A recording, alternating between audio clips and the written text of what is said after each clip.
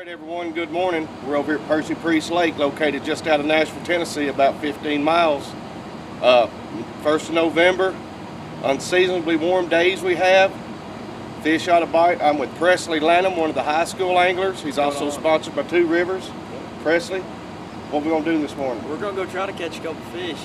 It's cool this morning, but we're gonna have a warm day on later in the day. But hopefully we catch a couple. I hope we do. I mean, it's been cool nights, you know, but warm days like we're talking about. Bait's up. The bait's up.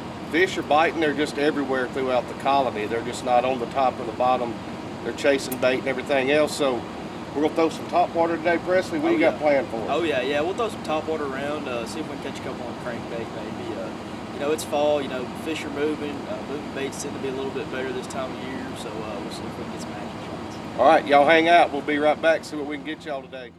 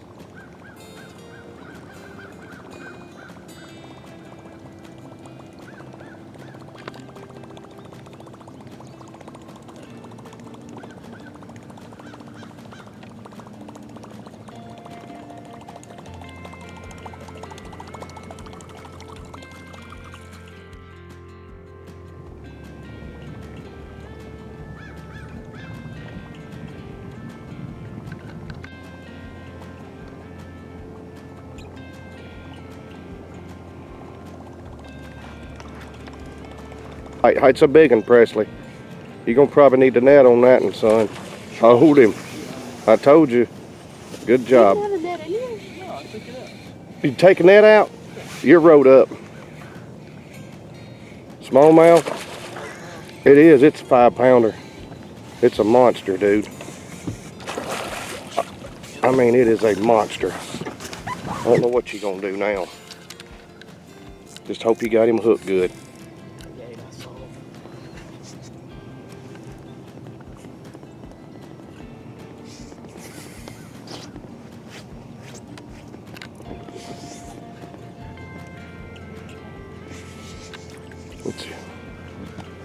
You got him hooked decent. He's all up in the head.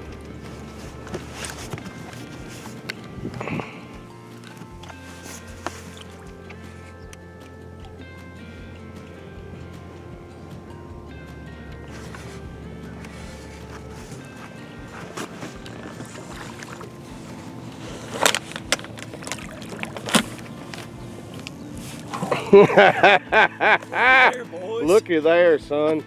A full-grown one, Bubba. That's what we came after today. That's what I'm talking about. Ooh. Presley, that Chapo, son, done it for you this morning, didn't it? I mean, that is a full-grown Percy Lake bass, buddy. That's a true giant right there, especially for this lake. Yeah. I mean, wow, look at that. Golly, buddy. That is an absolute monster, buddy. Yes, sir. Great job, man. That just shows what happens when you get out here and fish, don't it? Yep, I mean, you can't beat that. I mean, fish on top water are fun, but when they're this big, it's just that much better. Absolutely. Great job, buddy. Here. 693.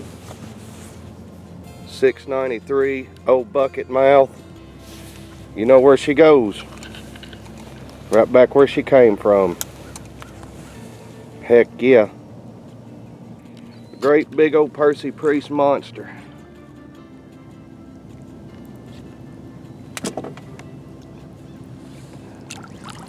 Back she goes. What'd he do, bend you hook? Yeah.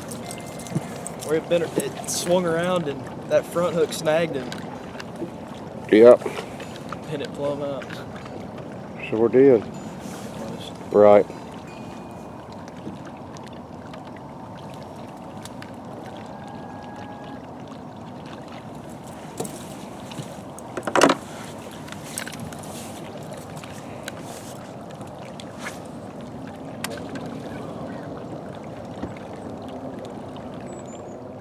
We've got some brighter colors like these. This is more, got some orange and yellow in it. I mean, I really like that color when the water's got a little bit of stain to it.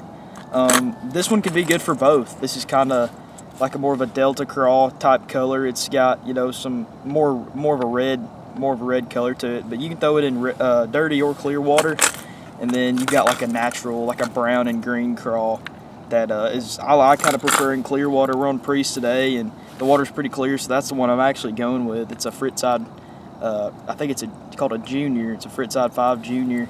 And then this is another one of my favorite colors from the water. Again, it's one that can be used in stained or clear water, but this is a really, really good color to imitate crawfish, especially in the early spring. They seem to like those brighter colors a little bit better.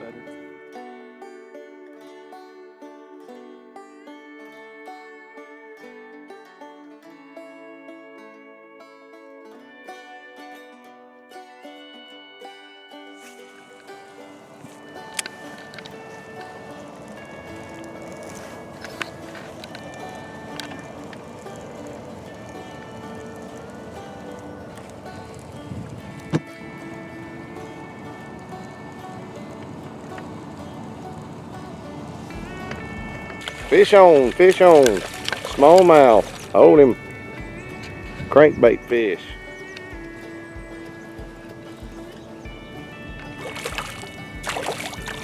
Oh yeah, not a giant, but it's a good pretty little fish. Oh yeah. Crankbait.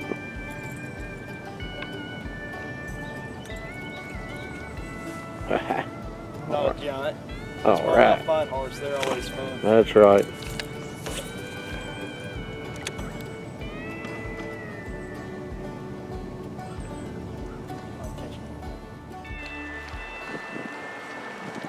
Presley, what do you think this weather's doing to them? You know, I think it's definitely making them tough. We've got high bluebird skies. I mean, there's not a cloud in the sky. The water's sitting about 60 degrees, but I think what really has them messed up right now is the super cold nights and the super warm days. Like this morning it was 40 degrees when we got up, but it's gonna get up to 80, like 80 or 82. And I think it's like the super cold days, it's like they're trying to get into that wintertime patterns. And but the warm days, it's like it kind of confuses them. It's like they don't really know what to do. You know, there's fish doing a whole lot of everything right now.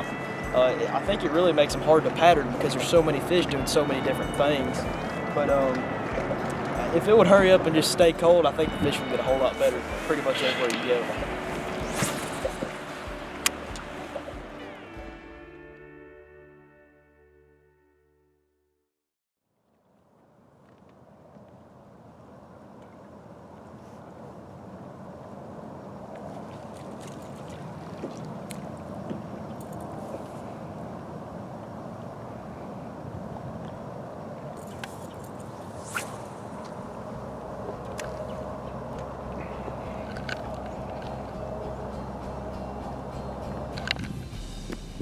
Another little smallmouth.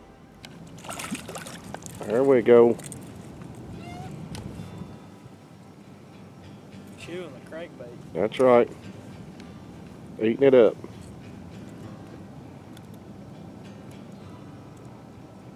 Now, Presley, does that bait have rattles in it?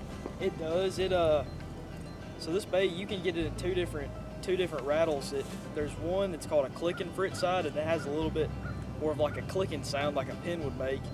And this is just the regular one. It's just got kind of a regular sound to it. It's really not that loud, and it's a flat-sided crankbait. So it has a really tight wobble. And when the water starts getting cooler like this, I definitely like a flat side over a regular, like a square bill type bait.